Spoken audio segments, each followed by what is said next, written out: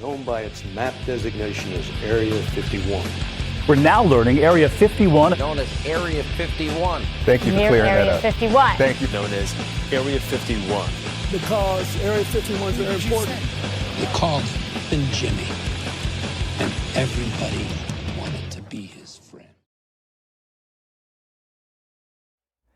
What's good? What's good? Welcome here to Area 51 here with your host Jimmy. What's good? Subscribe here to Golden Era channel. Also, you can check out our webpage, goldeneraboxing.com, where you're going to learn more about boxing, especially anything that's related with history. We have really good content there. It's mostly in Spanish, but you can always use the Google Translator to translate, and you're going to get really good, unique content there, especially from fighters that came from the 50s going down. We got probably the best content in the world when it comes down to that. So check it out and, give us a thumbs up also, when you arrive to this channel. So, today I want to talk about Dimitry Bivol and Artur Beterbiev. I just don't understand why these two fighters are not trying to become undisputed.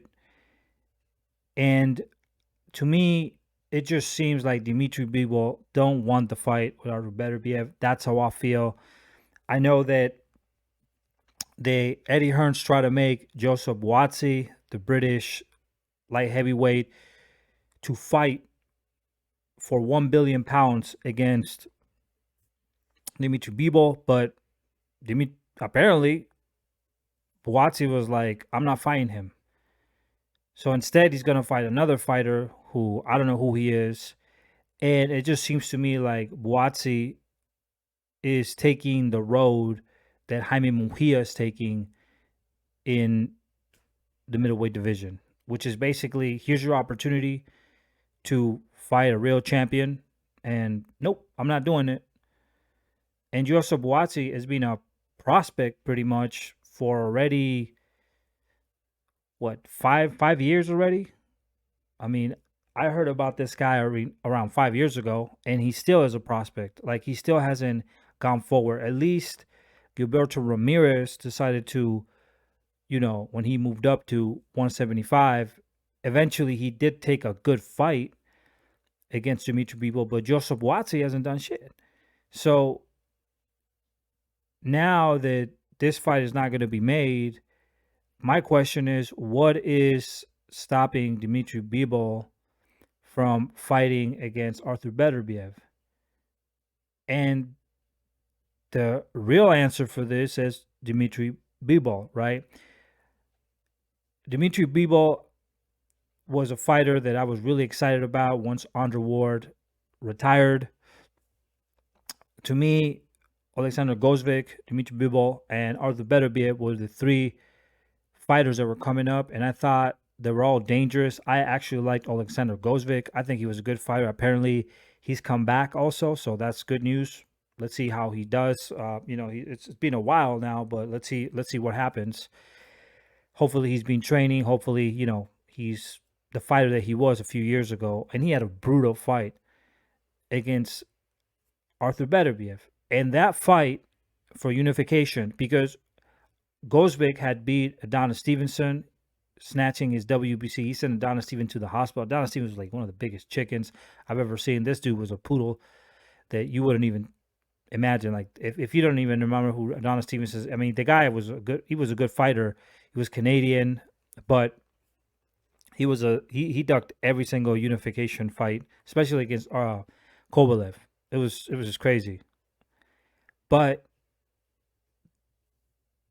when Gozvik beat him, he took the Adonis Stevenson fight. That's what I like about Gozvik. See, that's the type of fighters that I like. He goes against Adonis Stevenson, and then he goes right into the Beterbiev fight.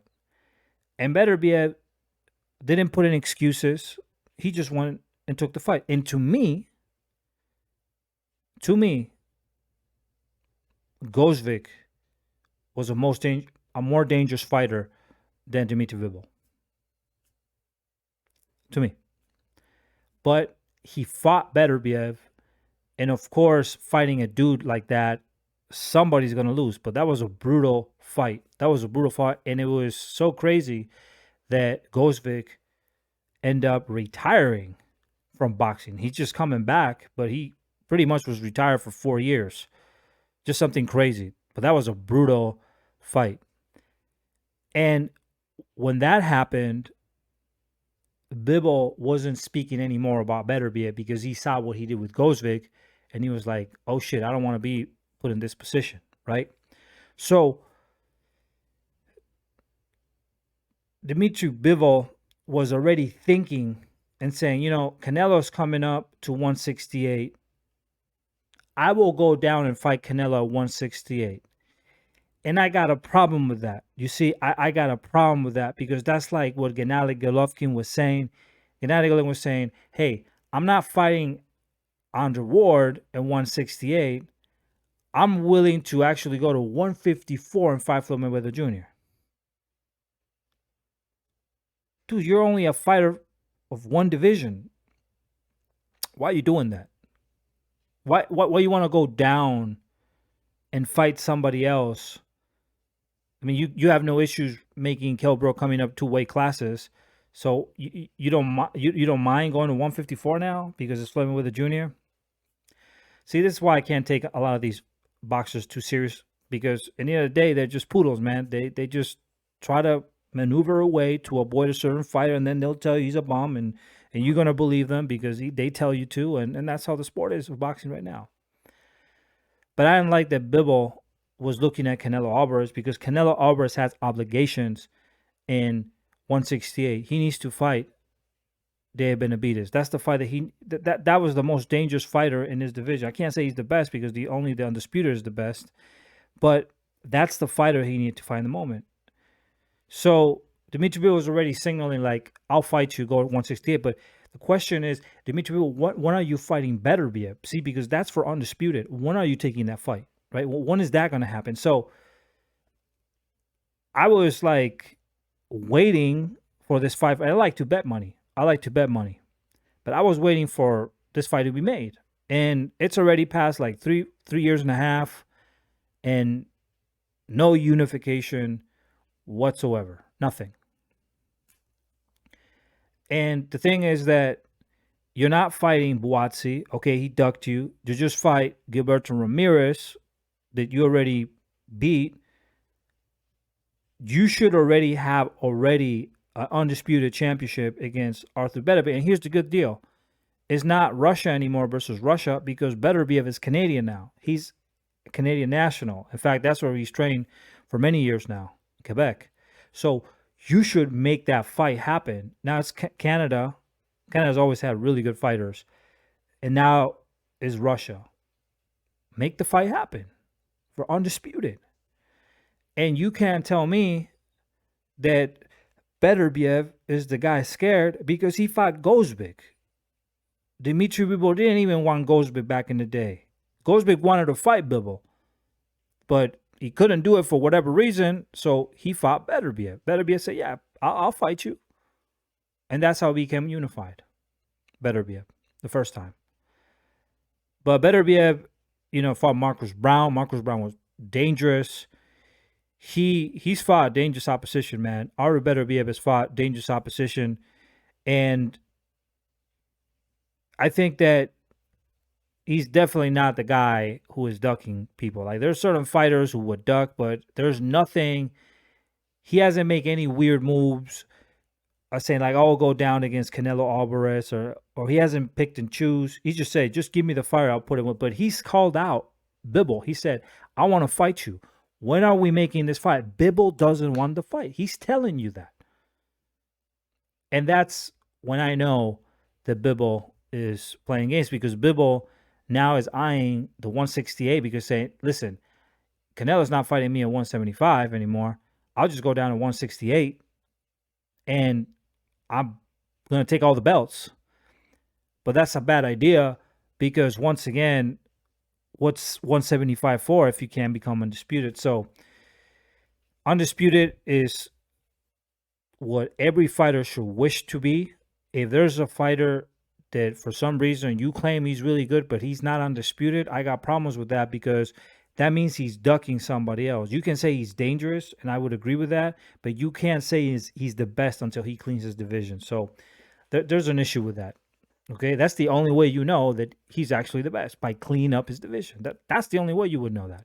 Otherwise, you're making it up, and it's somebody else's word versus somebody else's word. And it just becomes all part of your imagination. Like Willy Wonka and shit. So that's a fight that I want to see. And I think that if I don't see this year, I'll be very disappointed.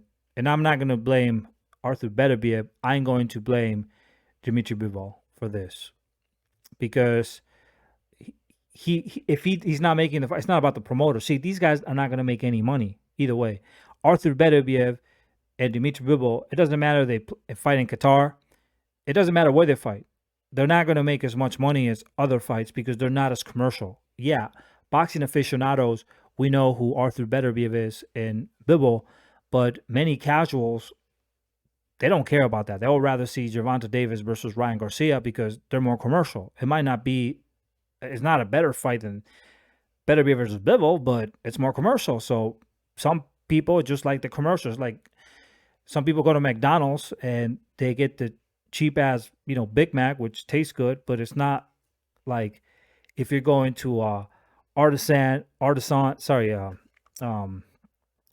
made hamburger where it's really well done. You can't compare either one of the two. So you know what the best hamburger is. It doesn't mean it's the most commercial. So that's the problem with boxing as well. And a lot of fans can't differentiate that. They can differentiate that. They think non-commercial means it's bad. They think commercial is good. Oh, see, and then they hyped up these fighters, so they're undefeated, whatever. So anyway, that's a different story. I think that's a curse in boxing. That's not a good thing. If you're undefeated, there's an issue, there's a problem. You should be losing. If you're fighting everybody, you should be losing. I mean, that's just what it is. So hopefully we get to see it. Beterbiev, I know he's called out Bivol again, and I don't want to see Bivol against Canelo Alvarez. I want to see him against Beterbiev. And you guys, if you're boxing fans, you should be pressuring these two fucking fighters to fight, because you can't be always focused on other people who are not becoming undisputed. Okay, you got to focus on the fighters, and they have a responsibility. They have a duty to make. If you think you don't got any power, well, we pay for pay-per-views in the United States. Maybe you don't do that in your country, but we do in our country. And I just feel like the fans have kind of drifted away, and you're picking and choosing the fights that you think are good. But then when it's a fighter that you might appreciate, and then he's doing the same shit, you're not taking notice. You're not putting that dude in the spot, and that calls you a hypocrite. You see, you a hypocrite, and I don't fall to that shit. Okay, you can't be blaming other people for not. You can't be blaming Crawford and Spence for not doing this fight. Especially Spence is the one, to me, who doesn't want the fight against Crawford. And I've spoken to Terence Crawford's team. I spoke to Steven Nelson, who is the director of his gym. We have it here in Golden Era, the interview. And I tried to speak to Errol Spence Camp, but they said they were going to get back to me. They never did. So that tells me everything that I need to know. But when you open, you open. When you're not afraid, you're not afraid. You don't put rehydration. You don't go 80-20s or shit like that. So hopefully, people start to catch up with this shit, and they start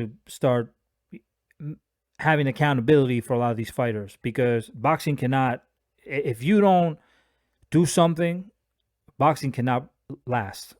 Boxing is going to die off because nobody's fighting who they supposed to be, and especially for undisputed, man. Anyway, that's just my opinion. Let's see what happens. Hopefully there will be something going on for the summer, but we shall see. Anyway, give us a like here, subscribe here to Golden Era Boxing, and check, our webpage to goldeneraboxing.com for those who are boxing aficionados, like the natives say in New Mexico, Hagone, and also, Deuces Cruces. We'll check you out in the next video. Peace out.